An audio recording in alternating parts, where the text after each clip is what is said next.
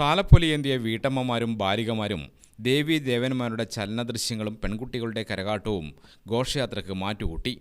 അടിയറയിൽ അണിചേർന്നവർക്ക് യാത്രാവഴിയിലെ പ്രധാന കേന്ദ്രങ്ങളിൽ കാപ്പിയും ചായയും പായസവും നൽകി. അണ്ടല്ലൂർ കിഴക്കുംഭാഗത്തുള്ള തുരുത്തിൽ തറവാട്ടുകാരും പാലയാട് കുന്നുംപുറം അംബേദ്കർ നഗറിലെ തുലാപ്പറമ്പത്ത് ദേവസ്ഥാനത്തു നിന്നുള്ള കല്യാടൻ തറവാട്ടുകാരുമാണ് അടിയറ ഘോഷയാത്ര സംഘടിപ്പിച്ചത്.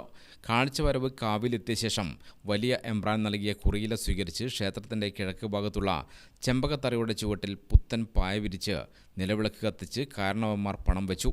തുടർന്ന് കാവിൻ്റെ അവകാശി തറവാട്ടുകാർ ഇരു അടിയറ ഘോഷയാത്ര കാരണവന്മാർക്കും അക്ഷതം എന്ന മെതിച്ച നെല്ല് 32 പറ അളന്നു നൽകി. ഗ്രാമിക ന്യൂസ്, തലശ്ശേരി.